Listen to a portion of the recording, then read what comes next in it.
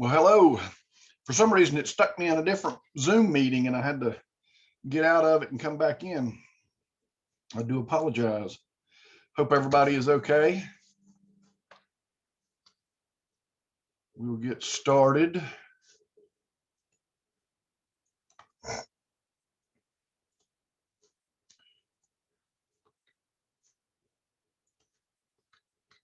So today we're going to talk about finishes. And in finishes, we have, and of course, I need to turn it on.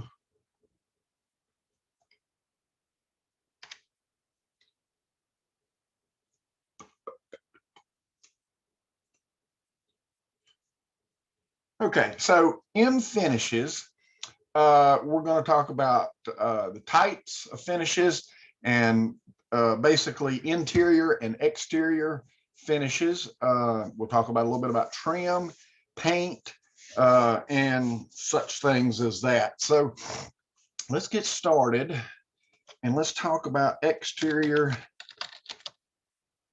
house finishes. So there's always tons and tons and tons of different type of stuff out there.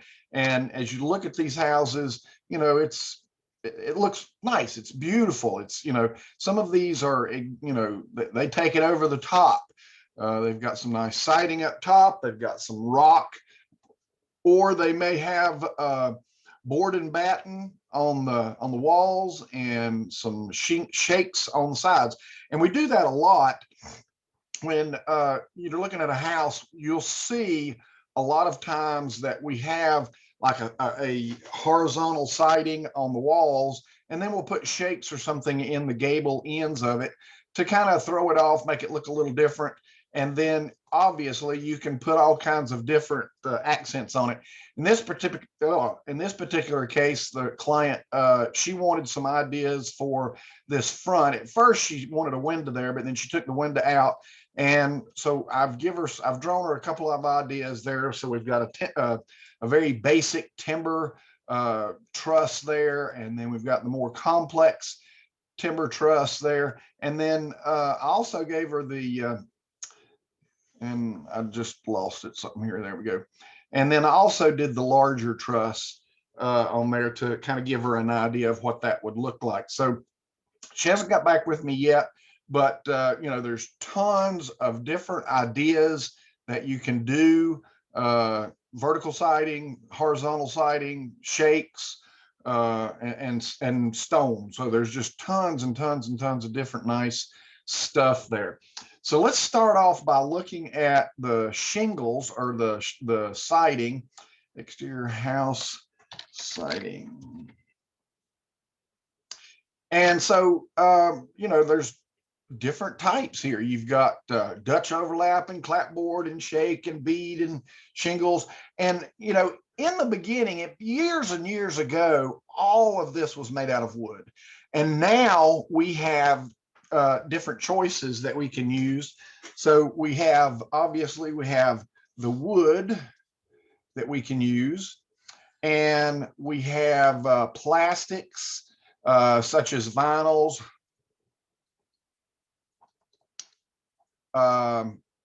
there's resins, gosh, all kinds of things. We have metals,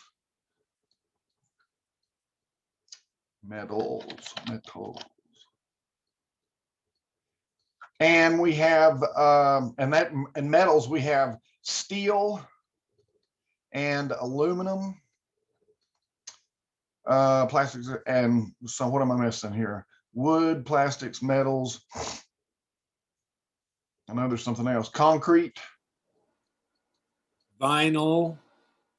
Yeah, that's up here in the plastics. Vinyl, resin. I don't think I'm spelling that right. Resin, concrete. So you know, years ago, everything pretty much was wood, and it was, you know, we could do anything with wood. However, if you look at some of the older houses, you'll find out that wood takes a lot of maintenance. All right. And I mean a lot of maintenance. And so, you know, people wanted to get away from wood because it, you know, it would shrink and expand and the paint would not hold, it would crack. If you didn't have it protected some sort of way, you'd get a lot of insect infestations. I have in my house, my front porch actually, I have just kind of see that seal in there. It is it's raw wood inside here. I do have a finish on the outside, but it's just board and batten, pine. And in the this time of the year, I get tons of the carpenter bees that come in there. And along with the carpenter bees, I have woodpeckers. So the woodpeckers are coming in trying to eat the bees. And so, you know, I really have to stay on it, and it's kind of a pain. So, you know, wood is kind of, it's still there, but it's kind of going away a little bit. And in wood, you know, we could have, you know, just plain old wood lap siding.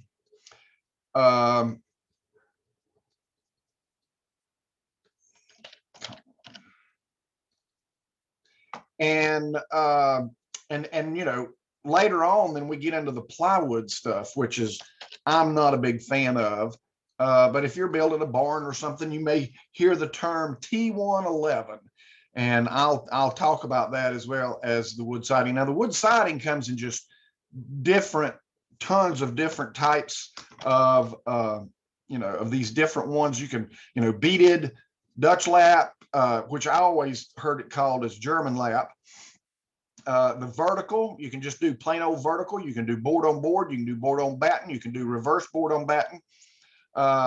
Shakes, shingles, clapboards. Clapboards are just basically the, you know, the regular old type of, you know, just straight straight siding. Nothing really super do on that. The log, you can actually purchase various types of log siding. Not only can you do, obviously, you can do log itself, and there's different variations of log, but you can also do log siding, which still gives you the kind of look of log home without the maintenance headaches on that, even though it is still wood. So, you know, going on, when they, you know, when they come out with the vinyls and the aluminum sidings, man, that was just super duper great. I don't, if any of you are old enough to remember the Sunday evening or Sunday afternoon matinees, they always had some pretty good movies on Sundays. ABC, Channel 13 WOLS used to do this, and it was always sponsored by a vinyl and window company. And so you'd watch the movie, and then you'd have to listen to this 5-minute spiel every 15-20 minutes about the vinyl siding and the vinyl windows. So the vinyl siding and the aluminum siding, it was a huge thing because the color. All right, so the vinyl siding, people liked the vinyl siding because it was the same color through and through. If you scratched it, whatever, it was still the same color. However, as you know, the sun will degrade this stuff something fierce, and it will crack. It will, if you hit it with a weed eater, it'll trash it. And golf courses. So I had a friend who lived on a golf course, and she had vinyl siding on her house. And when I say she lived on a golf course, I mean, here's the fairway, there's the green, you know, and this is where you launched it. I don't know what you call that, but her house was like right there. And so obviously she's going to get hit with golf balls from time to time. And it, like I say, she had vinyl siding, tore it all to pieces. Let me tell you what, holes, gaps in it, and everything else. So then she decided to go with the aluminum siding. Well, that was a step up. It didn't crack and didn't have any holes, but it did the piss out of it. So a couple of years later, she actually went with the steel siding, and she liked that much better because it could take a beating. However, the color was not through and through, and that was the same with the aluminum. The color is an anodized surface paint that's put on there, chemically put on there, and then heated so that it holds really good. But I mean, you can take a knife and scratch that off. It's just like a metal roofing that you might see now.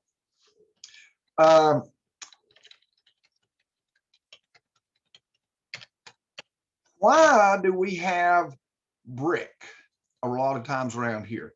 Well, what's brick made out of? Oh, good old North Carolina red clay. All right, so we have a lot of brick going on here in North Carolina. There's actually two factories in Statesville Brick, and I can't remember the other one. And that's a lot of times who I get my brick from is Statesville Brick Company. It's probably the largest brick company in North Carolina. And so it's, you know, there's tons of different types of brick that you can use, and, you know, just different looks that you can do with the brick, you can do with the mortar joint. I think most of you guys were there when we were doing some of the masonry stuff, and there's just tons of different stuff that you can do.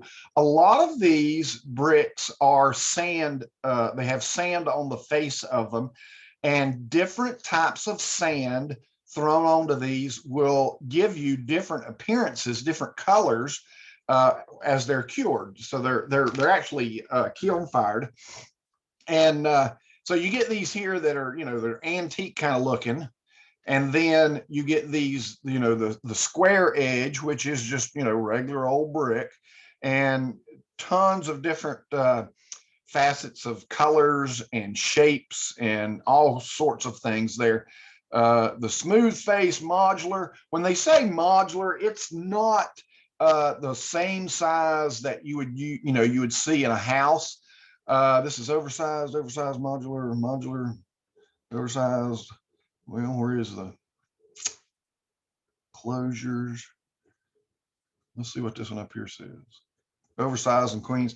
They got, well, maybe they're talking about modular being the regular one, but I've always heard that modular was a different size.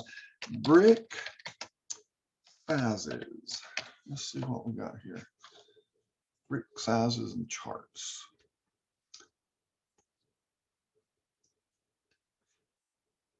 Okay, so modular is the regular top face brick, 4-inch face brick that we call. Notice that it is 3 1/4 inches tall, and 3 brick make a block. And so you can see the different types of sizes that you hear. I guess I'm confusing modular with utility is what it is, because utility is pretty much a 4 by 4 by 12-inch brick. And you see a lot of factories and so forth that use the utility type brick. There's another picture there that tells you, kind of gives you an idea of the different sizes and looks on that. You can get the modular. You can also get that in a 3-hole brick, depending on the company. So it's, you know, it's different ones. And didn't want to do that. Stop it. You can also get solids, and solids are not always solid. You can get solids. You can get absolutely, you know, solid as a, you know, as a brick solid, but most of the time they try to, where'd that one picture go? Lost it. Down here. That one there. A lot of times they'll inset these the bodies just to kind of lighten the load a little bit, and give the bricks something to hold to. So if you had just a, you know, a regular old flat brick, let's go to this picture here, the regular old flat brick here, there's nothing really there for it to bite the mortar to. So it's not, it's a little weaker than the ones that have the holes in it. The reason that the holes are there are 2 reasons. 1, make it lightweight. 2 is so that it binds real well with the mortar and doesn't make a weak, you know, doesn't crack and so forth. And the other type, that's what I was talking about, the inset solid bricks do the same thing. They allow you to use a solid brick. Why you would use a solid brick, I have no clue, but there's probably something engineering on it that, you know, probably takes precedence. But at least, you know, you've got an indentation there that mortar's going to grab onto that thing and work really well. So when we're looking at brick,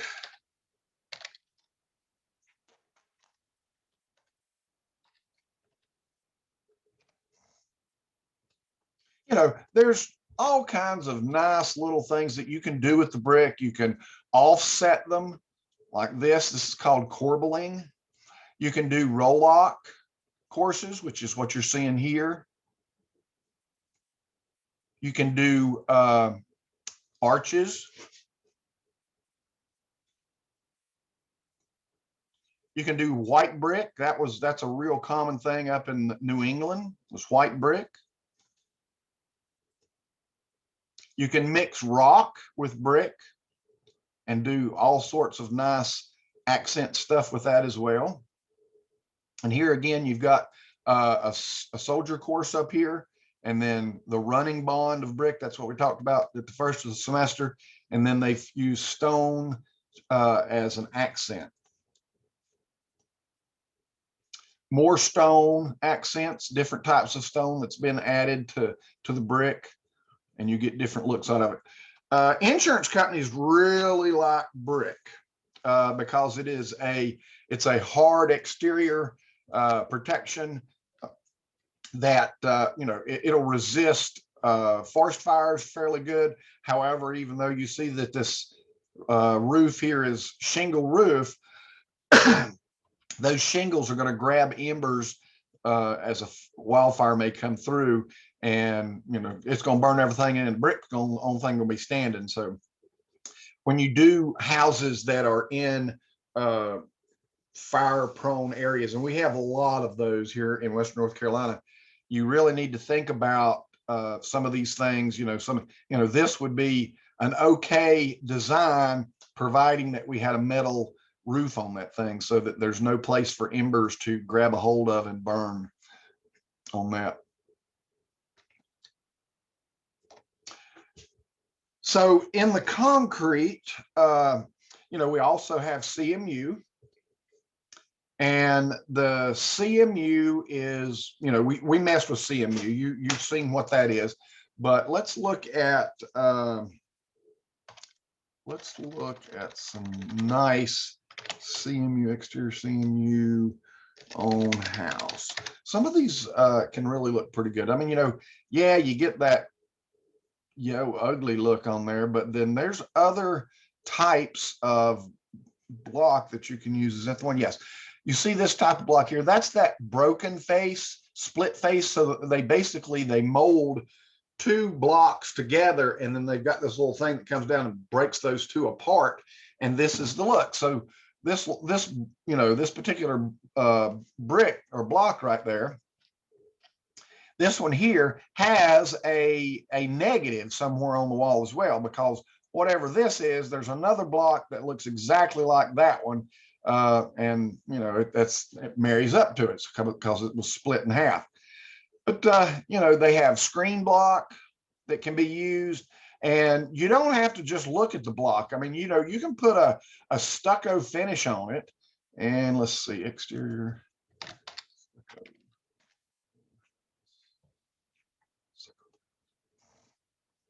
And you get a very smooth look out of it. You see a lot of houses in Florida that have this stucco on there, and it's an okay thing. Again, that would be good in a fire-prone area because all of it is masonry. It doesn't burn. Even the tile up here, this terracotta tile is really good to help prevent forest fires or house fires during a wildlife series. You can spray stucco on, you can do knockdown. I was looking at this here. This almost looks kind of like a knockdown stucco, which this is not. This is just plastered on there. There's a couple of different things. So, troweled and dashed, pebbled and dashed, flat, and then the lace trowel.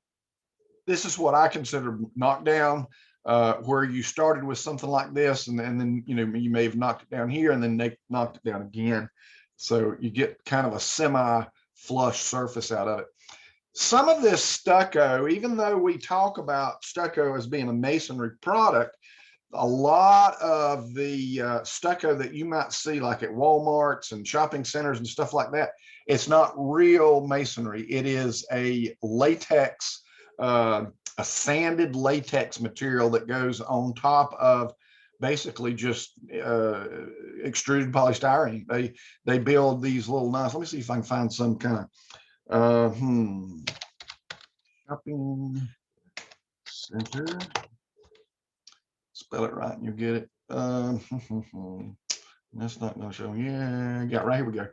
So these little things here that you see on the side, they may or may not, I'm not sure by looking at this picture, they may or may not be masonry products. So when you're walking down through here, what I have a habit of doing this, walking down through here with my wife, and I reach out and I knock on this little pole here.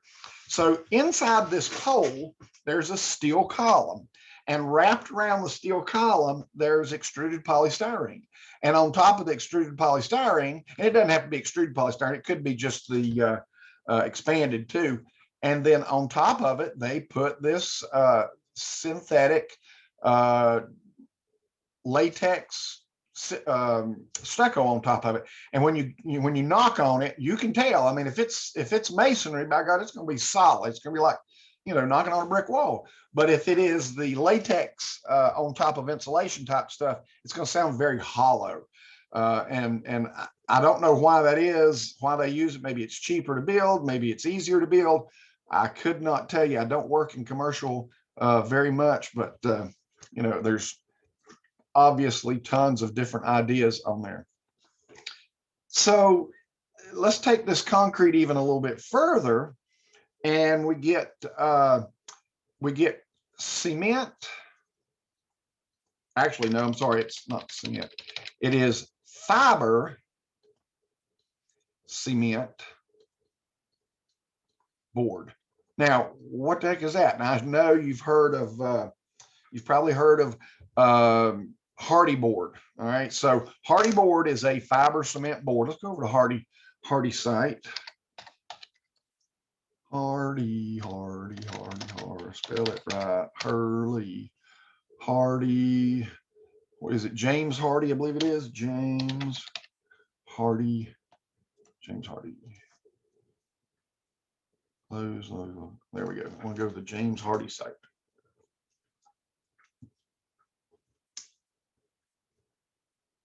Product support products. But something's open here. Trying to sell me something. Oh, I see what it is. I can't see it because of this stupid screen here. Get rid of that. Close that. There we go. Yes, I know you have cookies. So let's see. Durable performance lifetime testimonials, superior siding.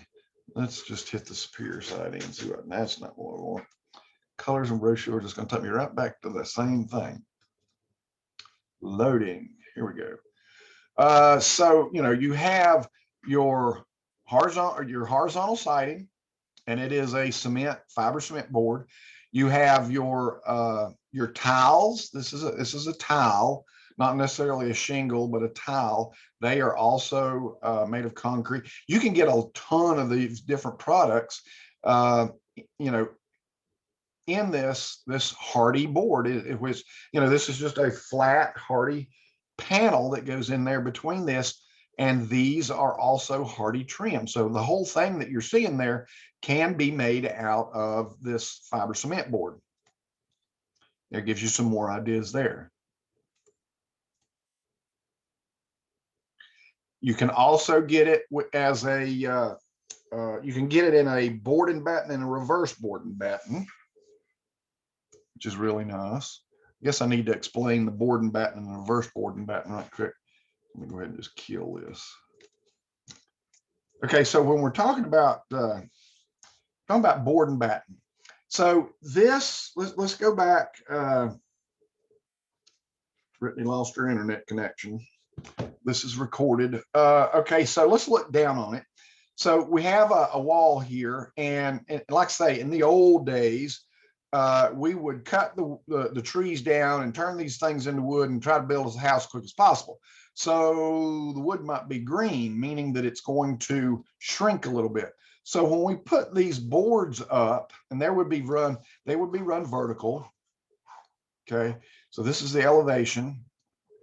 This is the plan. And so we put these boards all the way across whatever it is we're building, barn, house, whatever. And you would put one nail right in the center of it. Let me change colors. You're going to put one nail right in the middle of every board, because these are going to shrink because they're green. All right. Well, if they shrink, that means that we're going to end up with a gap here every time, because they're going to, they're going to shrink each way, and they're going to end up with a gap there. So that's where the batten comes into play. We put this batten over there, which is a smaller piece of board. And obviously smaller wood does not shrink, has smaller shrinkage. So large wood is going to, these ends of these two ends here, they're going to move quite a bit because it's a big old board. But, in this one, these are not going to move quite so much because it's a smaller board. Again, we're going to put one nail through the middle of all of these battens. Hopefully we don't run into the board here and we get between it, because again, when these start shrinking, when these boards start shrinking, if there's a nail that is on the side of it here, it's going to crack. The nail is not going to go anywhere. The wood is going to go somewhere. I'm telling you, wood shrinkage and expansion are extremely strong, and it will crack and look like the devil. So when it's all said and done on a board and batten, and I'm saying board and batten. Some people say batten on board. I don't know. It's just whatever. So that's kind of what you're looking at there. That would be a board and batten look, which is like this here. Now, of course, today we don't necessarily do it the same way. You can't even use green wood on a house. It's got to be cured wood. So that gives you an idea of that. Now, what is a reverse board and batten? It is exactly what it says. It's reversed through here, meaning that instead of this being the wall, here's the wall. And we put the battens on first and then put the boards on. So again, we're still going to put one nail in each side of it. These are going to shrink, and you're going to see this. So instead of something that looks like this, you're going to have smaller places, smaller openings, such as this. So here, this is sticking out. Draw it in 3D here. That's terrible, isn't it? Anyway, you get the idea of it. Where here, this is inside and this is out. This is going to be the surface of it. And these are going to be very small. These are generally, these can run anywhere from an inch to, I've seen them as big as 3.5 inches. I don't necessarily recommend going 3.5 inches. 2 is probably about the most that I would go, but 1.5 to 3.5 inches is commonly used. Here, these are typically somewhere between 1/2 and 3/4. Wow, something's going on in my mind today. 3/4, and that generally is determined by how much this board shrinks. Because again, we don't want to put nails out here, because if we put nails out here, this board's going to crack right through the middle of it because it's going to shrink. So that's not a cool thing. So that's where the HardiePlank comes into play so well, is because it does not shrink. And when you're using the HardiePlank, number one, it doesn't shrink. Number two, it absorbs paint and holds the color longer than wood. You don't have, with wood, you get old peeling paint out of it. Old peeling paint. Oh, come on. There you go. That's what it's going to look like. It's horrible. So when you're trying to paint wood, that's what's going to happen, because paint and wood do not necessarily need to go together. Now there's paints today are much better than these old things, but they're not much better. I promise you. Without maintenance, it's still going to look pretty crappy. So and all this wood here is not pressure treated, so it needs to be cleaned off and repainted as quickly as you can. And the only way you can do that is to scrape that crap off. So, or use one of these things. But yeah, don't believe this peel stop it. No, just don't believe it. But some of these latex paints, are a little bit more flexible than the oil-based paints, and that's something I have talked about. We'll get into paints here in just a little bit.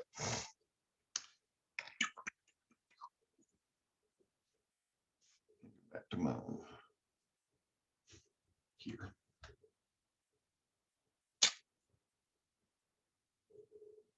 Okay, again, your maintenance is, wood is going to be a horrible maintenance nightmare. And then your vinyls, depending on how durable they are, and if you don't live in a golf course, plastics like vinyl siding would be fine. Their color goes all the way through it.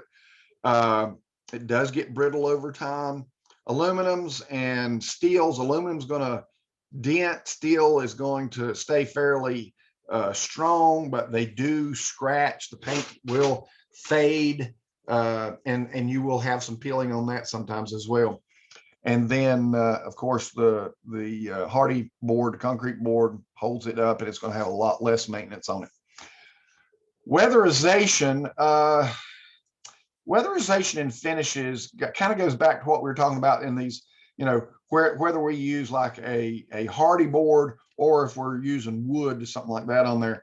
If let's say, for instance, that we have an old house and we're wanting to retrofit it for insulation and so forth, then what's happening is we're going to have to go into here and we're going to have to drill holes through here and run insulation. We're going to blow insulation into this wall. Well, how can we fix that hole? Well, a lot of times, you just put it back over there. Now, again, what's happening with these vinyls, the vinyl sidings, these companies are coming out and they're covering this. I had my grandmother's house had the asbestos siding.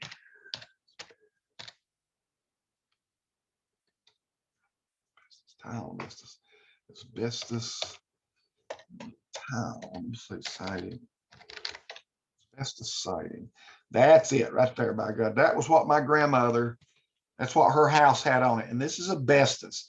This is massive stuff. You see that right there? That gets down in your lungs and it will kill you.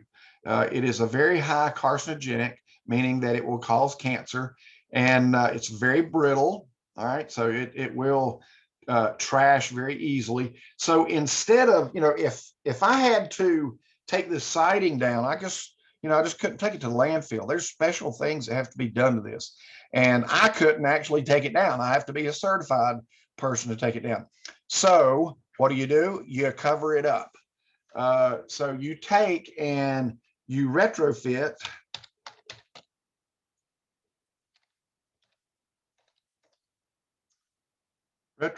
siding. So you got all these little pieces and parts that you can go and just cover up everything on your house. And sometimes they'll put a little insulation on it, sometimes not. You can buy this with insulation in behind it. This is, if I remember correctly, this is like 0.3 or something, but by putting insulation on it, it will give you a 1. And so you go right over top of that that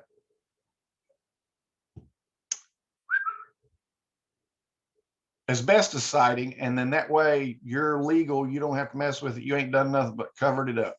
And so that kind of gives you an idea. Also, this vinyl siding, a couple of things to say about it in the installation. You see how they've got this little rib at the top and they've got a little hook at the bottom. So when you nail these in, then when you put your next piece on, this hook goes right up into there, and then you start nailing the other piece on. The first piece that goes on is a little nailing strip. Let's look at that. Vinyl siding parts.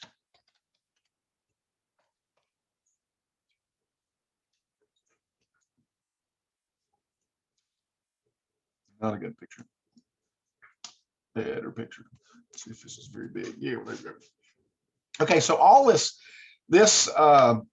siding comes in all different shapes and sizes, just tons of it. This is that starter strip that I was talking about that has to go down here at the bottom. If I can back up. that, you know, it looks or it mimics this here only. It doesn't have this on there.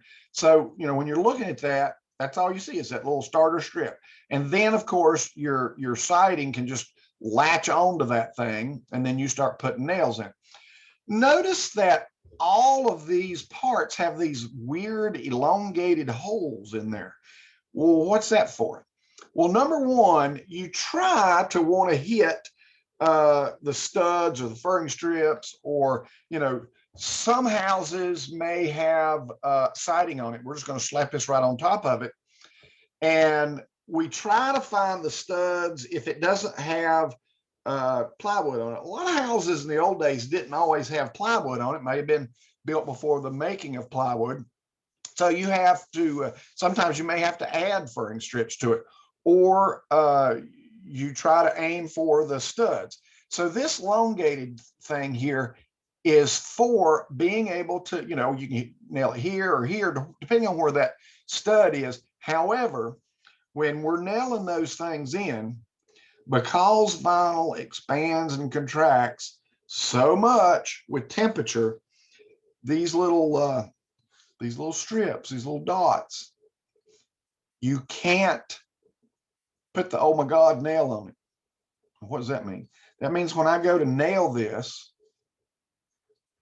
if I'm looking at it flat, that nail actually has some room there. It's not, you know, I haven't embedded that sucker into it and nailed it hard into it, because this expands and contracts so much, and that allows this to move back and forth across where the nail is. So you don't end up with, you know, having a wall looking like that because it's expanded and it's got all wavy and stuff. So, and when you nail it, try to always put the nail in the center. So if, you know, if it's a cold day, if it's a warm day, you put it in the center, it'll expand and contract either way, and you're not going to have the binding on it, and it's not going to look like a pile of shit when it's all done. The F molding here is placed up here at the soffit. So, you know, if I've got my soffit coming up here, and there's the house. Actually, let's draw this a little differently. So I've got this. I can just go in here and put this this F molding on there. Actually goes on upside down, and then I have a channel molding that I can put out here, and then I put my siding, or my, you know, it just pops in there. There's no, it's not affixed, it's not nailed, it's not glued, it's just there. And a lot of times we use this type here that has the holes in it, and it doesn't run long ways down it, it runs short ways. So because we don't know what this, you know, this size here is, instead of trying to run that piece down through there like that, then what we do is we've got the F channel and the C channel, and then we run it this way in between those, and then that way we can cut it all to the same width, and we're okay. It looks so much better when we're looking up into that soffit. Fascias, going back to our little picture here. So if I had if I had the fascia strip, then that fascia strip, hopefully, by gosh, hopefully we've got a what I call a drip edge. It's a piece of metal that looks kind of like that. And you put it on the roof here, and then you put your tar paper, and then you put whatever siding, or shingles or metal roofing or whatever on top of that, so that if any water comes down through here and tries to drip back, then it's going to hit this and fall outward. So if hopefully you have this, this is very, very necessary. So what it does is the fascia goes underneath that piece there, and then may turn up just a little bit there. So you can buy this already, you know, already that size, and then you can trim this and this, whatever you need to fit your size fascia.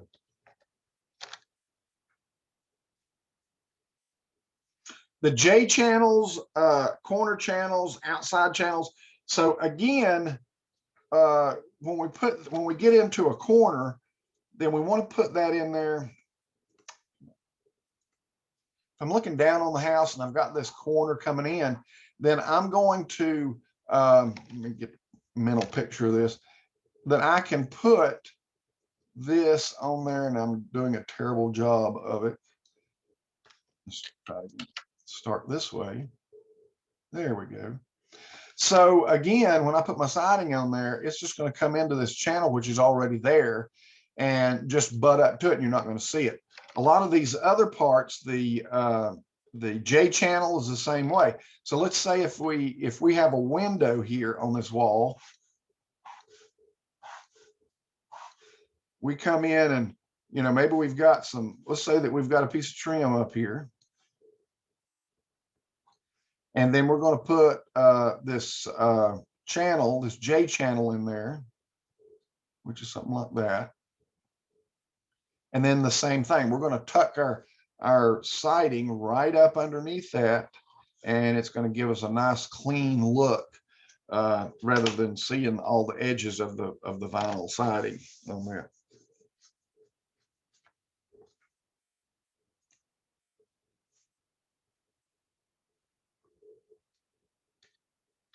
You have all these different parts and pieces. So this this little thing here is for a light. Again, it sticks off of the wall a little bit, and you can mount the light here, but then all of your siding is going to go behind that. You have electrical boxes the same way. See that little thing there? So you don't actually, you know, try to put a trim piece. The trim piece is already there. You just tuck that siding in behind it.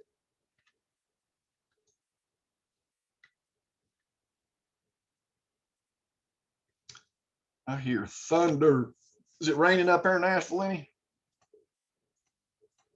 Yes, sir. Must be coming our way then.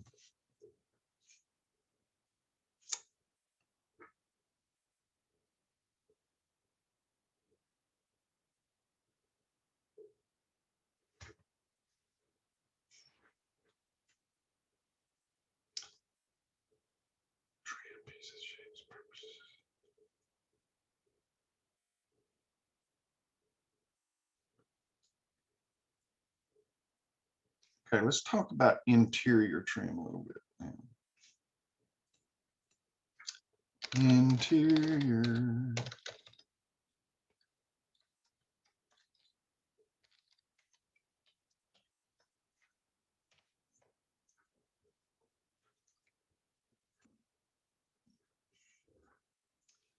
Well, that just got complicated, didn't it? So if you think that exterior trim and exterior finishes, there's a lot out there. There's even twice as much of the interior finishes. What is the most popular finish?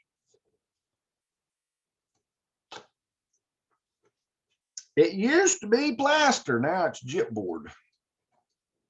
What in the world is gypboard? Gypsum board. Well, you've probably heard it as drywall and sheetrock. These are brand names.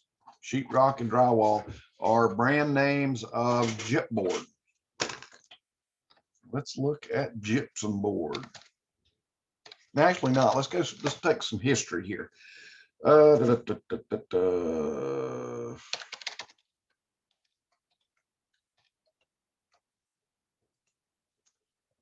Okay, back in history, years ago, we didn't have drywall or gypboard, or they call them, sometimes they're called gypsum wall panels. We had plaster. Okay, we had to just go out through there and take some plaster and go at it, fill all these holes, and this is what we started with. Everything had these little wooden lattice on there on the back of it. So can you imagine? Now you didn't have a nail gun. You couldn't just go. You're using little old box nails to put all these little strips on there. How'd you like to, number one, have to cut all these suckers? Two, have to nail them all up. Can you imagine how long that would take? All right, this was very, very common. And then they would take their plaster and they would put over the top of it, and you can see how it squeezes into in between these. So when we put these up, we have to make sure we leave holes in them, these, you know, in places, and all of this have to leave these little holes. And then when we go to plaster it, it's going to stick. It's going to ooze through there and it's going to stick. Well, how strong is plaster? Well, plaster actually is very, very brittle, super brittle. And obviously you can anywhere you go, you're going to see where, you know, it's fallen off. It's just not, because it's brittle as crap. How can you make that stronger? Well, believe it or not, they used horsehair plaster. Look at there, first thing come up there. I ain't even got horsehair. Horsehair plaster is used on those. So again, why did they use horsehair? Horsehair is fairly strong. It is a coarse type hair. If you've ever petted a horse, it doesn't feel like a kitty cat. So we don't use kitty cat hair. Horsehair is a very, it is a strong, thick, rough hair. And it works very well with mixing it with your plaster and finishing off. So what's replaced that today? Fiberglass. So now you know, you can buy concrete with fiberglass in it. You can make plaster with fiberglass in it if you want. Plaster is not totally done for, because some people want all these dainty stuff on there, ceiling rosettes, offsets, plaster. Let's see here what we got. Plaster, ceiling designs, medallions. Let's go with medallions. There you go. See all that crap? So, you know, nowadays they're plastic. We buy a little piece of plastic, we stick it up there, and we hang a chandelier from it. But 100 years ago, we couldn't do that. So somebody who was very freaking talented with plaster would go up and make these things on the ceiling. So, you know, you can imagine how much time it would take to do something like this. And only the most elegant houses would have it. How many of you have been into the Biltmore house and looked at that? I mean, Jesus, Pete, can you throw money away? You know, unbelievable. For what, 2 people?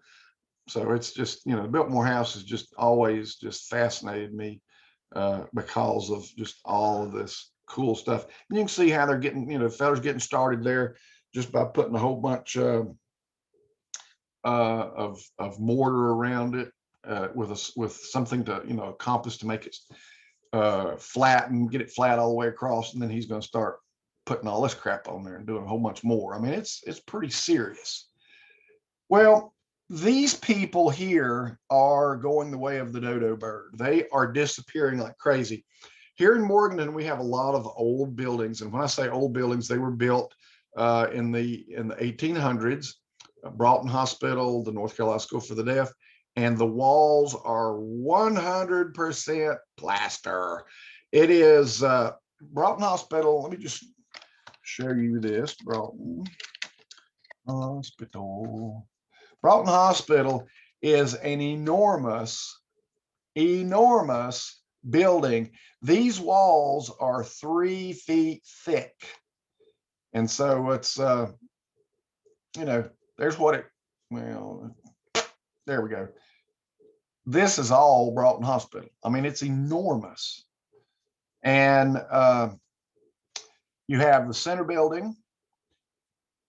And on one side, all of these wards they started at A to Z. And over here, we started at 1. And I don't know what it ended, 36, I think, because I worked 36 for a couple of years.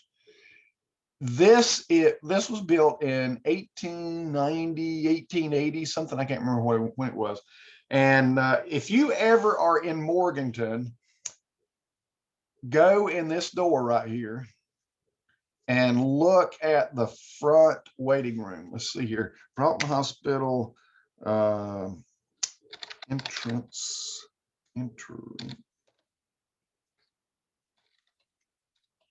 Let's see what this. So they've got a new Broughton. This is the new Broughton Hospital here. Put it a different way.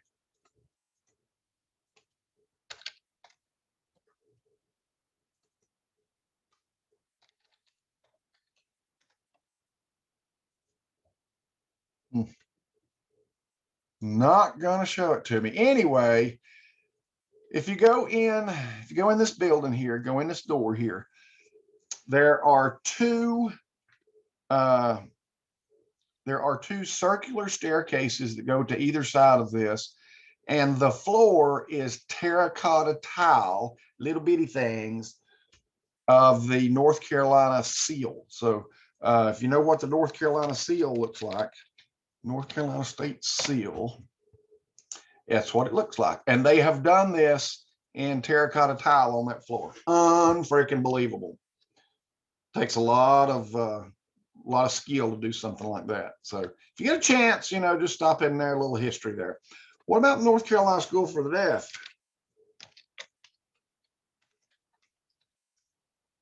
SCUFO, the North Carolina School for the Deaf. So it's the same way. It's this huge building that was built just a few years after Broughton Hospital. And just so you know, there used to be porches across there. Matter of fact, there's a picture. Let's see if I can find a bigger picture. Look at there. There used to be porches across through here, and a fire took them out. All of this was wood. All of this was masonry. They lost the wood. They lost all of these porches, every one of them burnt down, but left the building. Now, notice that there's some Russian influence going on here. And you can even see it more even when you look at this, because of all of these porches here, the Russian influence that they had there, these little terracotta caps that they've got up here, unfreaking believable. Notice how many chimneys there are, because that was the only way that they could heat these buildings, was with fireplaces and heat. So it's pretty amazing. If you get a chance, again, look it up, go around. This is where my wife went to school. It's a pretty good old school, pretty cool. And it has a lot of history. I'm sure that there are some older buildings up there in Asheville as well. Thomas Wolfe House for one. But I don't know about your main buildings like this, any government buildings that you could go up there, but they are, get a chance, go look at them. They're pretty cool, especially you architecture people.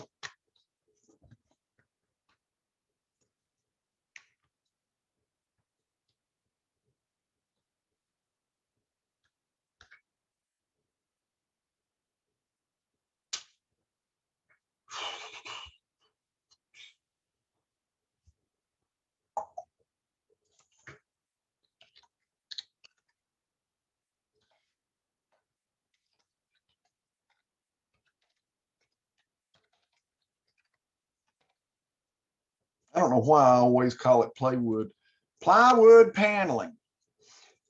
As far as I'm concerned, this stuff here should be cussed at, torn out, thrown.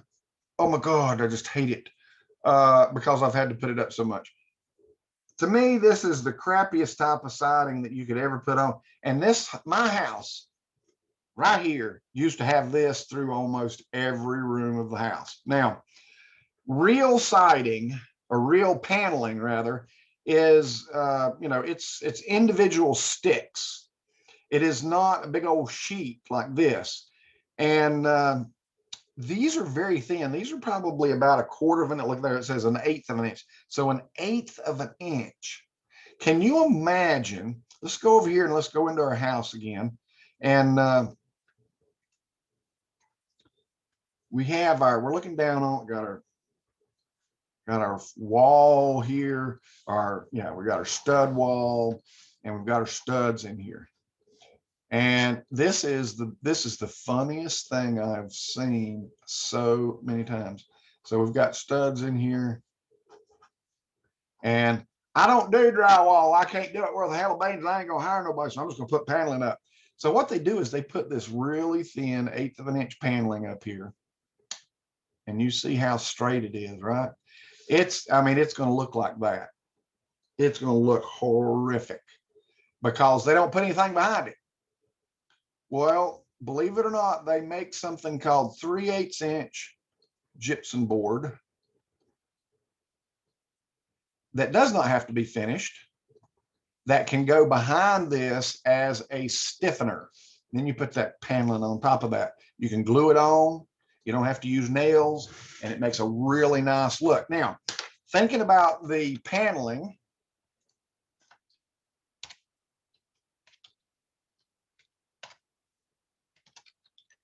there is a such thing as a paneling nail, and they come in colors. Absolutely. You can come in tons and tons and tons of different colors.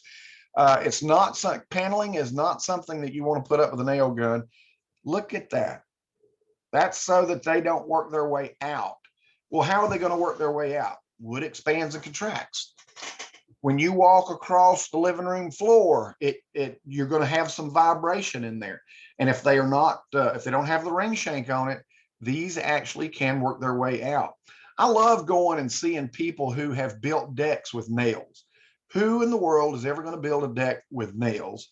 Needs to be shot, because those nails, now we're talking about a piece of wood that's outside that expands and contracts Superman style. And every time it does this, that old nail just keeps wiggling up through there until you walk across it and you hit it with the web of that, that first toe right there. It wakes you up. So, if you're using that drywall, if you're using that 3/8 inch gyp board as a backer on this to make it stiff, obviously, you can nail in that sheetrock, and then we can use glue to put those panels on with. We don't have to put a single nail in it. None.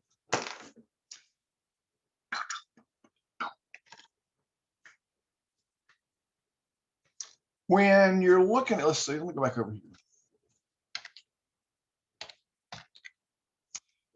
Gypsum board is not an easy thing to install and finish.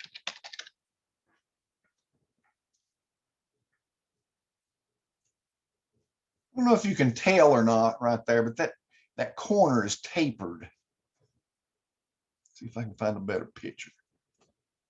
You can see it there, how it comes down to a taper.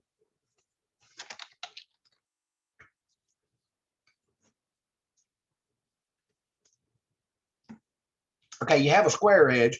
So if we're looking at this gyp board right here, these long edges are going to have this taper. These ends are going to be, they're going to be square edge like this. And there's where my downfall is getting those square edges down. So the object of this is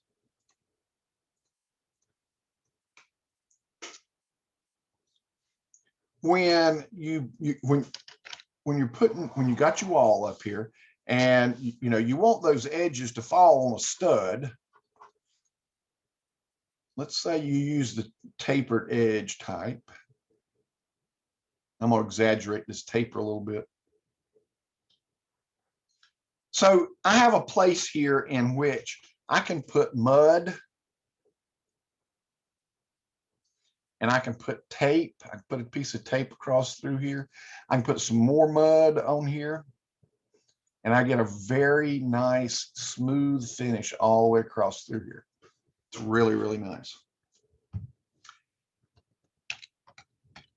If I lose you, I'm just going to keep going on because it is well, if my internet goes out, I'll keep recording, and then I'll let you know that that it's posted, because this is really starting to rumble here. That is if the electricity don't go out. If electricity goes out, everything's done. So we'll just have to make it up somehow or another. Oops. Let me go back here. So a square edge, that's pretty cut and dry, right? Well, you think. However, when you got to put a little bit of mud here. You got to put the tape on there, and then you've really got to spread this mud out super wide, because the one thing that you don't want is to have a big old hump in the middle of this to shine light on. Now, as long as you don't have sconces, what's a sconce? Anybody know what a sconce is? It's a lighting fixture on the wall. There you go. So if you have a wall, you have a sconce that is, you know, and it can be other way around. But anyway, they shine light really close to the wall. And buddy, let me tell you what, when you've got you know, light coming across through here and it hits that right there, then everything over here is going to be in a shadow and you can see it. So that's why these, you know, that's why these go out so far, because if we had something here, obviously we could see it everywhere. So we have to really make this thing long. And when I say that, it could be, I've seen 24-inch wide drywall joints. So yeah, it's, you know, it's very, very wide. You don't want to pile this on. You want to get just enough on there to where it's just right over top of the tape, so that you don't end up with a whole lot of shadowing. And shadowing is a bad thing. It really looks bad. Oh, something else to be said. So when you're hanging this stuff, so the National Gypsum Association, they tell you, you can follow those, and there's a picture of that joint tape and the joint and everything on there. They tell you how often you need to put a nail or screw on here. Again, I'm not a nail fan. It's nails quicker, yeah, they're fine, but I like screwing. That's what my wife says anyway. So you know, when you put up gypsum board, nail schedule, nails section. Let's see if it shows me a nail section. No, not really. Nail people.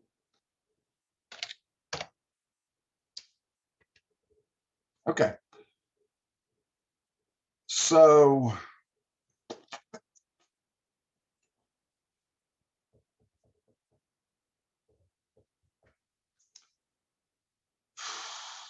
when you're nailing your nails, still not seeing a really good picture. When you're nailing your nails, you want to, well, you don't want this to happen.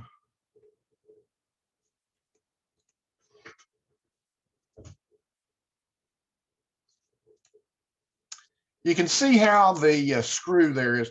So let me just go ahead and say, oh, wait a minute, what do we got here? Okay, yeah, let's blow this up like that. All right, so if I'm using a nail, definitely use a ring shank nail. Oh my God, don't use anything other than a ring shank nail. You don't want these things popping back out. And it's super important not to break the paper. So when you've got a paper, you got gypsum board, and you got paper on either side of it. Don't break the paper. So when you're screwing it, you want to just push that paper down. You don't want to tear the paper. The paper is the strength of this thing, because this alone is going to fall all to pieces. There ain't nothing to it. And the same goes with nails. You want to be able to dimple that nail ever so slightly so as to get the head below the surface. So let's say we got our drywall here and I got a nail head sticking up here. That's not cool. So we want to make sure that we get that nail head just below the surface without breaking the paper, because like, again, the paper is the strength of this. So there are drywall hammers out there, gypsum board hammers.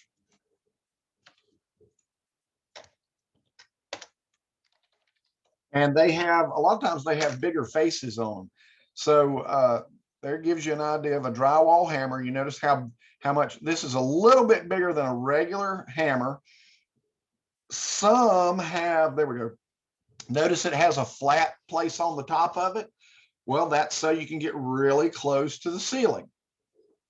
But now, wait a minute. These don't look like hammers. They look like hatchets. Well, you're correct. These are made such a way that you can trim very easily drywall to get it to fit into place as you're putting it up. I'm not a big fan of a checkered face hammer. All right. A smooth face hammer, that's checkered face as well. A smooth face hammer, as far as I'm concerned, is the best used in drywall. It looks like that's all I'm finding is checker face, checker face, checker face. Because I'm not always the best hammerer in the world. Remember, I like screw, and they slip off the hammers a little bit. So tell you what, let's do. Let's take a break right quick. We're going to come back and talk about some ways of taping our drywall with different machines. So just give about 10 minutes. We'll be back at 1:50.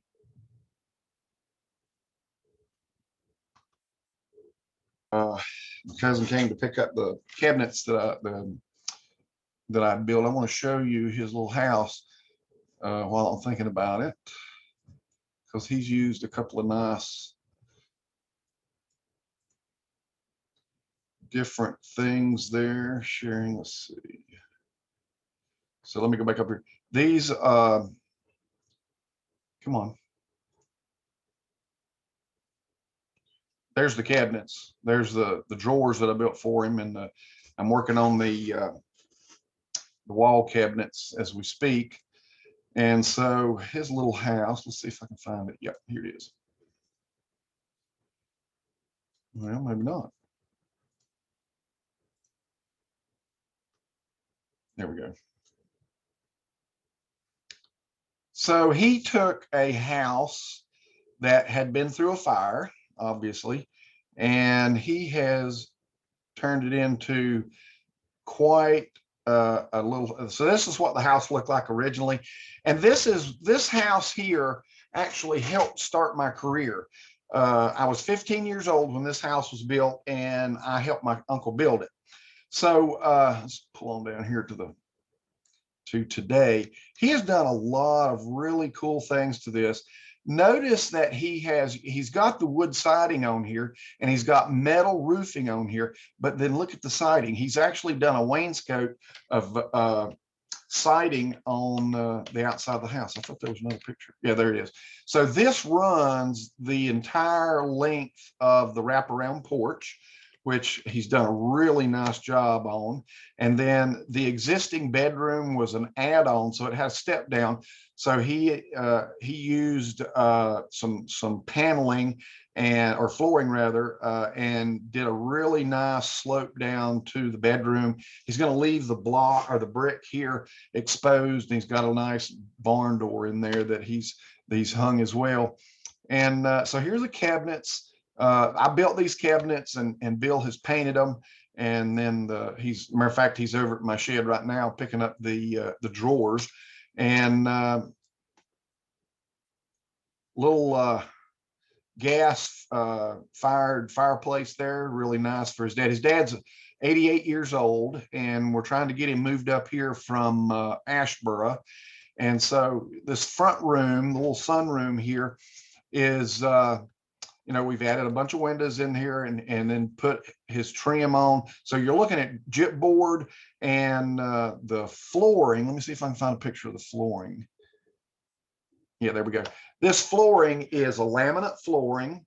It's real wood on the top, and then it has a plastic or vinyl underneath, and then it has the underlayment is already included, which is kind of a soft, spongy material on there to give a little soft effect over there, so it's not quite so loud in there. But he's done a really good job putting all of that down. You can see that they've done the tile work around that fireplace there, which is really nice. That's just ceramic tile. Let me see if I can find the bathroom.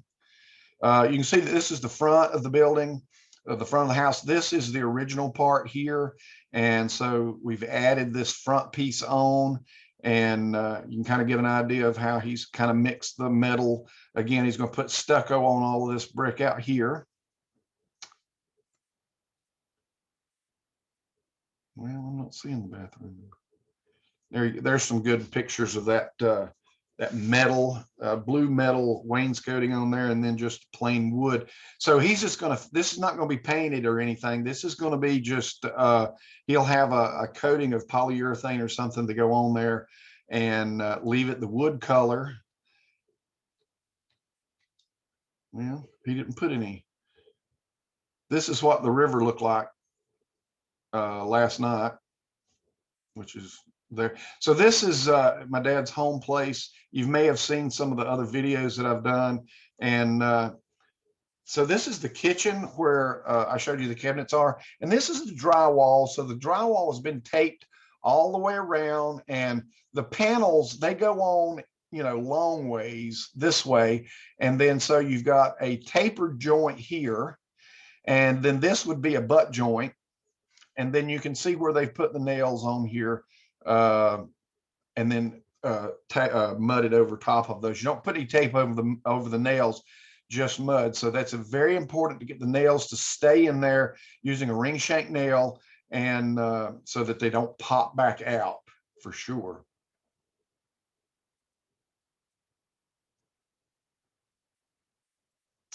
Well, he doesn't have his bathroom in at all.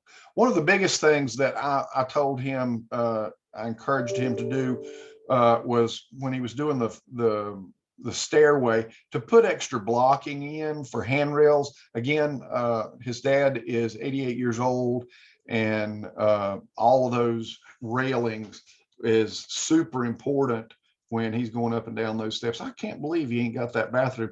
That bathroom is absolutely immaculate. Beautiful bathroom, lots of tile work, and done a really good job. So I'll say something to him and have him put some pictures on. Oh, there it is.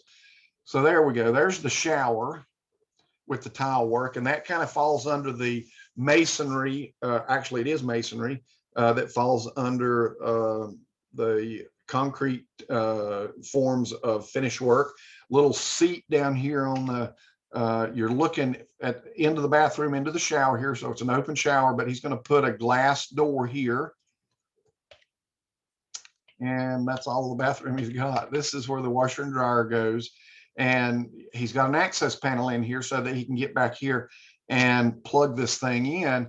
And you may have seen that one picture back here at the beginning where he was there. So that's the access door. So it's just, he's used some old wood. It's going to be covered by the washer and dryer itself. And then I'm building a cabinet that's going to go over top of this as well. So it'll look really nice when it's all said and done. And give you an idea.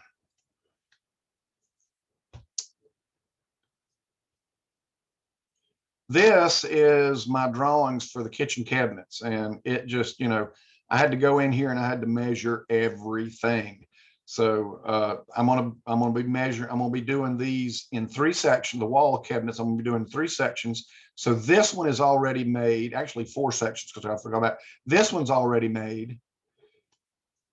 This long one here is already made. I'm going to make a cabinet here for the microwave. And then this was going to be a 2-foot wide cabinet, or a 2-foot deep cabinet that's going to go over the refrigerator. So the refrigerator is going to sit here. All of these cabinets through here are going to be 1 foot thick, but this one's going to stick out over the refrigerator a little bit. This is that bathroom where the washer and dryer is going, and then there'll be a nice cabinet over top of it. He's already got this in. I've made the door, made the drawers. I haven't made the door yet, but I've made the drawers for the vanity, and I haven't made the box for that yet. But that gives you an idea of what that house has went through. So it's a pretty cool little house, and I think it's going to do Gene pretty good.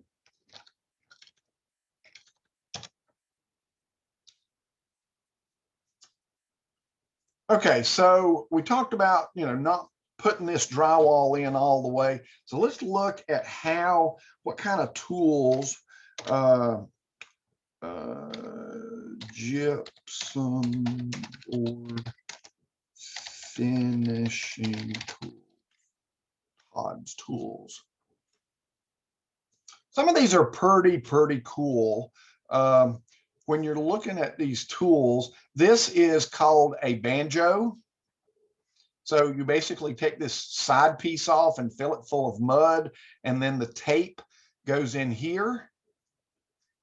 Here is a bazooka.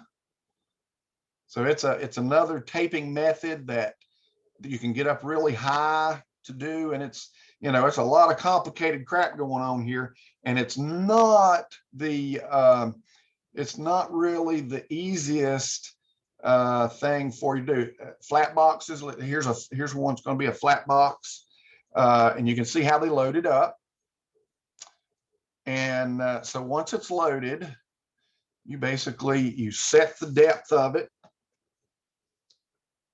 and then you go down through there like that, and it does the whole thing rather than using knives. And this, when you're talking about working on a ceiling over your head, this is the coolest little stuff out through there. So that gives you an idea of a flat box.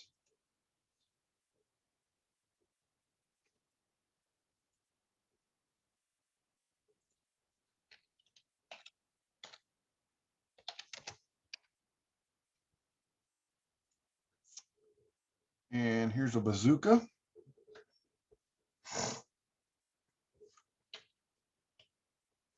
Again, you load it, this thing goes down into the little barrel here, and you load this long thing up, and it has tons of different settings on it, and you load that paper tape into there. Paper tape versus the mesh tape. I will take paper tape any day. Much easier to use. And so watch how this thing goes. I mean, one little swift thing, it puts mud and paper on your joints, makes it really look really nice. And of course, they're trying to sell these things, and you can actually do corners with these things too, and that is super duper good. Corners are always kind of a pain in the butt to do, so these help out doing the corners really well. Oops, let's see. Go up here, change this to banjo.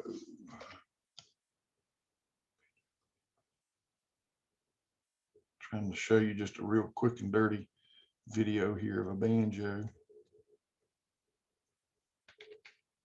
So there's the banjo, and he loads that sucker up, pulls the sides off, and then the tape goes in that one little socket right there, and then he's just going to slap some mud in the other end of it.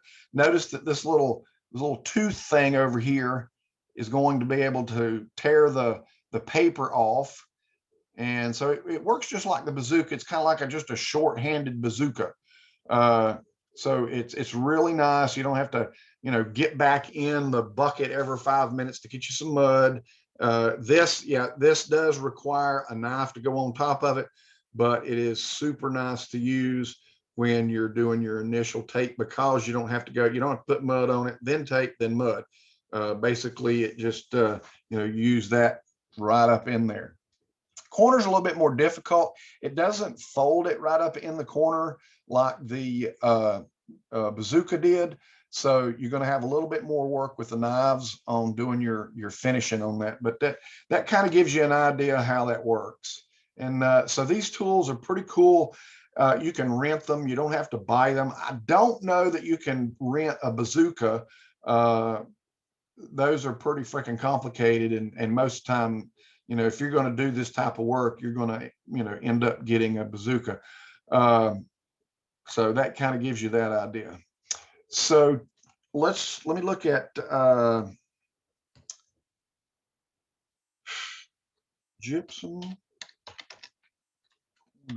tape. So you have inside and outside corner tapes, and this is an outside corner tape. I like these better because they have the paper. They have the paper on the outside here, and then they have this metal strip. Actually, is this an inside or an outside? Looks like it doesn't say. Paper face metal corner bead. I guess this is the outside. So, you know, when you're using this, you can put this up, you're going to have a nice straight edge down through here. And then you basically just mud your paper into the corner, and it makes for a very nice corner versus some of these others. This is also very useful. It's a metal, it's got two pieces of metal and they're embedded on a piece of tape there, works really well. These corners here are a pain in the hind end. This is a plastic corner, has a little bead on the top here so that you can nail this in place. And if you do not get this thing started correctly, it's going to be all over the place. It's not going to be a very nice straight bead, and it's hard to fix it. It's hard to get those nails out after you've put them all in. So this is not one of my most favorite corner pieces, and that's an exterior corner as well. Matter of fact, this paper tape here that I was showing you here, these can be used for inside and outside corners. These mesh type corners, again, I'm not a fan of, because if you sand too much, you're going to see this mesh, and then that way you're just going to have to spend more time going back over top of it with some more mud on top of it to hide that. Where's that metal one? Dadgummit. The metal one's even a bigger pain. This is called a sanitary corner. Just because it's a smooth round corner, it can be easily cleaned. Don't particularly care for the look, just mine. There's what I was looking for. So these metal ones here, oh my God, they're a pain in the butt. They're just like those plastic ones, except if you hit this corner with the hammer, you have just ruined your day, because there is just no way in hell that you're going to get this straight again and make it look good. So these are my least favorite corners. The paper corners are my most favorite corners. Now, you know, when you were watching that guy load that mud up, he's using a pre-mixed mud.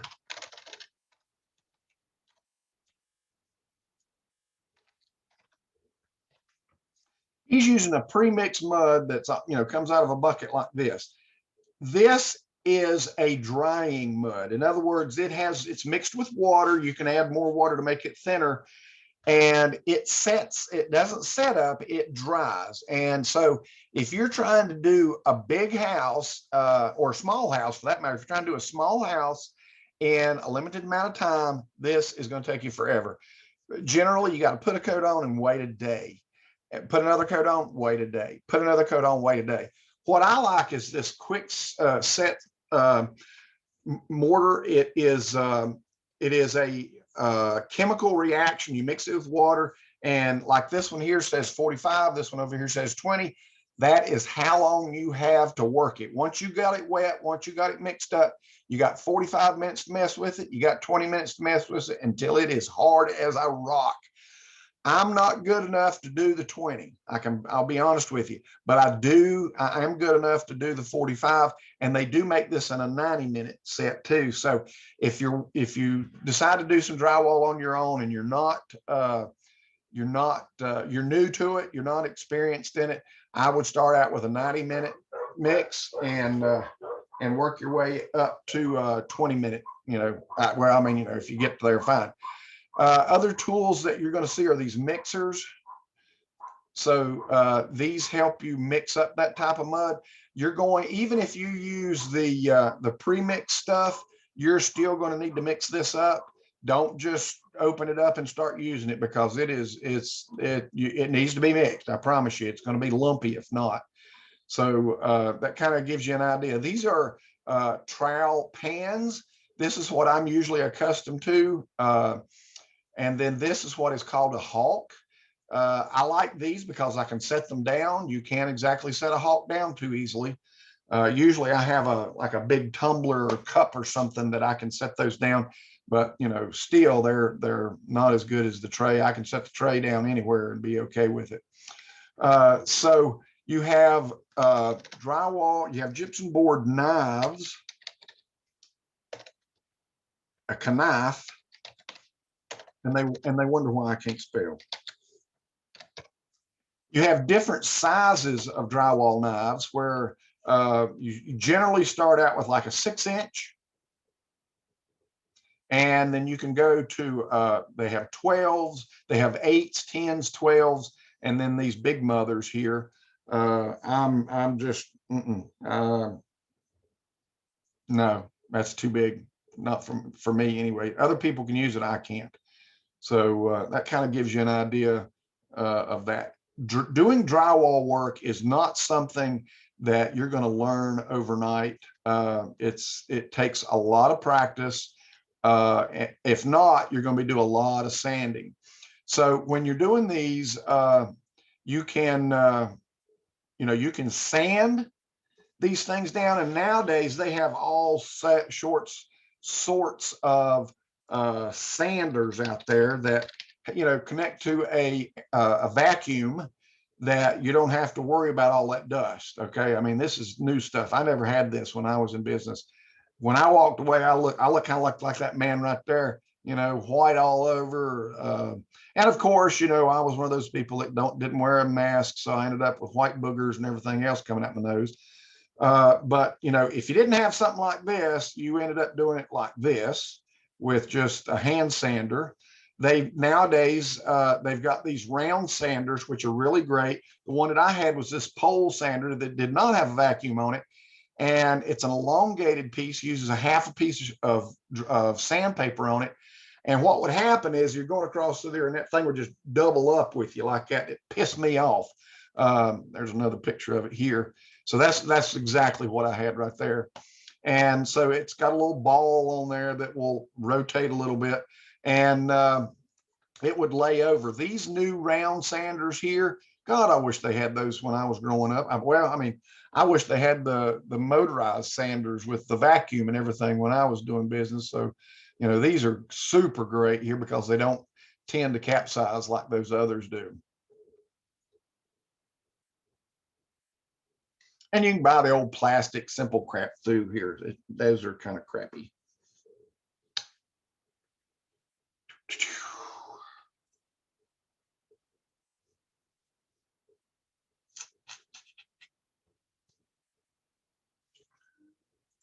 Okay, paints. So when you're dealing with paints, there are a bunch of different types of paints, different colors, different sheens. So, the different types of paints, obviously, you've got all of this. Not everything here is going to go in a house. Oil-based paints, generally, people are getting away from oil-based stuff going inside a house. You've probably heard me say this before, never put anything petroleum inside your house. And that goes for paints as well. However, an oil-based paint will not get dirty as easy as latex paints will. They generally, you can get a more shiny, sheen on that. And when I talk about a sheen, you've probably, when you go to Lowe's or something, they ask you, well, what kind of sheen do you want?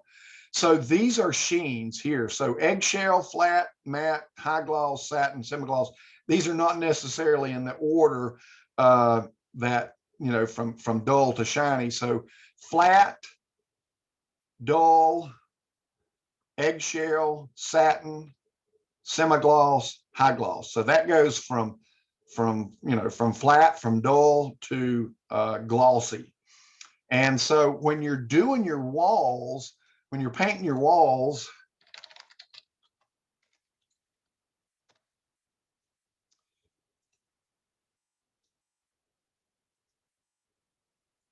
always have to have all these. Let me just go back over here to the little tiny house. Or did I close that? No, I didn't. Okay, so let's go back up here and talk about Bill's. So here he's got just a regular wall paint. And a lot of times this is going to be an eggshell or a satin. You're going to do an eggshell or satin on these. And then you're going to do a semi-gloss, gloss on your trim, because that's where people's hands go. Gloss and semi-gloss sheens are going to be easier to clean. And again, these, you're not trying to hide this, you're trying to accentuate it. So it's okay to make this shiny looking and nice looking, across your baseboard and around your windows and stuff. Because like I say, that's where people's hands go. When you're talking about a ceiling, a lot of times the ceiling is super flat. You don't want a whole lot of shine on a ceiling. Ceilings are hard to keep flat. And you notice where this light is. So if you've got any kind of indentation up here, any kind of defect, you're going to see that on the wall there or on the ceiling. It's going to look terrible. It's going to show a shadow on it. So that gives you an idea on your sheens. So again, water-based paint, generally latex paint is a water-based paint, meaning that it takes water to clean it off. It takes water to thin it. When we're talking about an oil-based paint, you're going to have some acetone, methyl ethyl ketone, paint thinner, mineral spirits, all of that to clean your tools and stuff and to thin it out. Now, something I wanted to say something to you here on those. So acetone, let me go over here and open this back up here.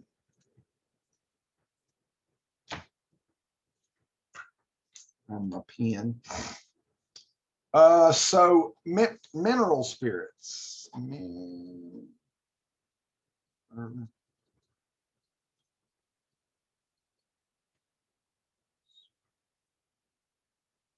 I'm missing something. Mineral spirits.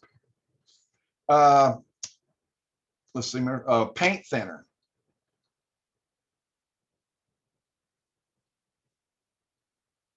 I don't know if you can hear it or not, but it is slap raining out here right now. Acetone. MEK, methyl ethyl ketone.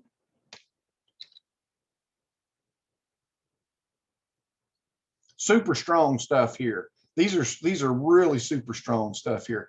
Lacquer thinner is somewhere in here as well. I don't remember. I'm sorry, guys, I can't spell today. Lacquer thinner. So something to keep in mind, if you're having to clean a surface off for a water-based paint, don't use these because they have an oil in it that will not allow the latex paint to stick. Here's the deal. If here's your surface and you have latex paint on it, you can go over top of it with oil-based paint. If you have oil-based paint, you cannot go over top of it with latex paint. It won't hold. The only way that you can do this is go over it with something called Kiehl's or some other kind of product. That's a brand name, but that will neutralize that oil where latex paints can stick to it. Again, if you're going to clean anything for latex or water-based paint, you cannot use any of these. What do you use? You use denatured alcohol.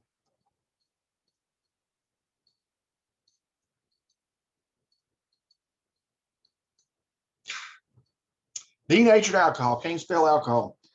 So that gives you an idea there. So if you use any of these materials to do any cleaning at all, you should go back over top of it with denatured alcohol, but to take any kind of residue, because all of these produce a residue that denatured alcohol will take. What does denatured mean? It means it doesn't have any water in it. They've taken all water out of the alcohol and it's just pure alcohol. Okay, guys, it is 2:20 and I have a doctor's appointment at 2:40 to find out what's wrong with my back or kidney or whatever the heck's going on. So I do apologize for this. I had to take the appointment when it was available because that was the only appointment, and I have been hurting since Saturday. So thank you so much, guys. I will see you back here on Thursday, and we will talk about we'll talk about electrical and plumbing on that day there. Have a good one. Thank you. You too. Yeah, I came in late. Thank you. Thank you.